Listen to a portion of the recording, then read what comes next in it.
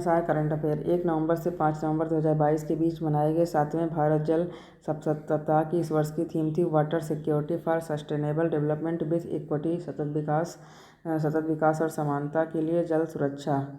विश्वविद्यालय अनुदान आयोग यूजीसी ने सभी उच्च शिक्षा संस्थानों को प्रत्येक वर्ष किस दिन भारतीय भाषा दिवस के रूप में मनाने का निर्णय दिया है? 11 दिसंबर को। 31 अक्टूबर से 6 नवंबर 2022 के बीच मनाए गए सतर्कता जागरूकता सप्ताह की इस वर्ष की थीम थी corruption free India for a developed nation. हाल ही में हरियाली बढ़ाने और स्वच्छ वन बनाने के लिए राष्ट्रीय एकता दिवस 31 अक्टूबर पर हरित आयकर पहल किस विभाग द्वारा शुरू किया गया है? आयकर विभाग द्वारा। इस पहल के अंतर्गत विभाग ने आयकर विभाग की इमारतों में और उसके आसपास पेड़ लगाकर और स्वच्छ वन बनाकर हरित आवरण को बढ़ाने का संकल्प लिया है। 30 अक्टूबर 2022 को प्रधानमंत्री मोदी ने गुजरात के किस शहर में C295 विमान निर्माण संयंत्र की आधारशिला रखी है? वडोदरा। विनिर्माण संयंत्र टाटा एयरबस कंसोर्टियम का है जो भारतीय वायुसेना के लिए C295 विमान का निर्माण करेगा। यह अपनी तरह की पहली परियोजना है जिसमें एक निजी कंपनी भारत में एक सैन्य विमान का निर्माण करेगी। पहली बार यह विमान यूरोप से बाहर बनेगा।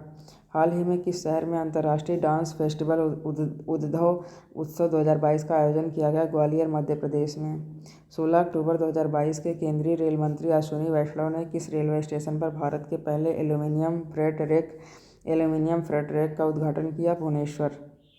नवंबर 2022 में गृह मंत्रालय ने कुल कितनी भारतीय भाषाओं और बोलियों का मातृभाषा सर्वेक्षण कार्य पूरा किया? 576। प्रधानमंत्री मोदी ने वर्ष 2023 में भारत में प्रस्तावित किस अंतर्राष्ट्रीय संगठन के शिखर सम्मेलन हेतु 8 नवंबर 2022 को वन अर्थ वन फैमिली और वन फ्यूचर की थीम लॉन्च की? G20। गुजरात के मोरबी में किस नदी पर बने केबल पुल के 30 अक्टूबर 2022 को टूटने से 135 लोगों की जान चली गई? मच्छू नदी। नेक्स्ट।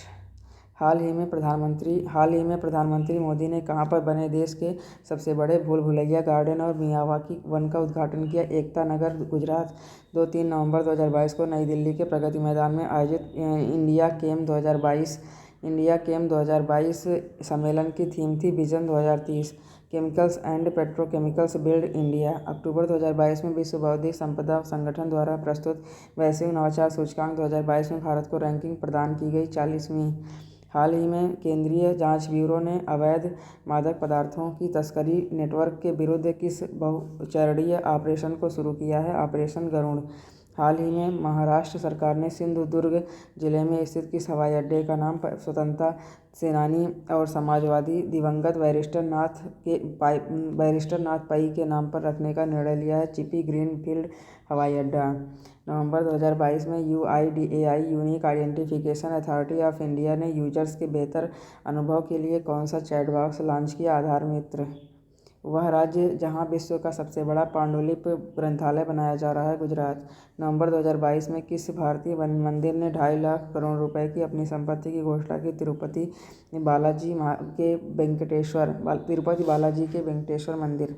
15 से 17 फरवरी 2023 के बीच पैसिफिक देश फिजी में मनाए जाने वाले 12वें विश्व हिंदी सम्मेलन की थीम है भारतीय उपमहाद्वीप के सभी लोग हिंदी समझें और विदेशों में भी इसका प्रसार किया जाए।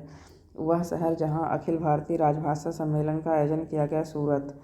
हाल ही में कहां पर देश की पहली महिला मोहल्ला क्लिनिक खोली गई है? नई दिल्ली।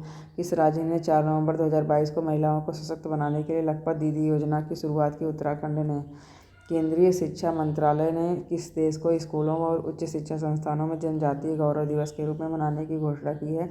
15 नवंबर 2022 को। हाल ही में किस शहर में भारत की पहली माइग्रेशन मॉनिटरिंग सिस्टम का उद्घाटन किया गया? मुंबई में।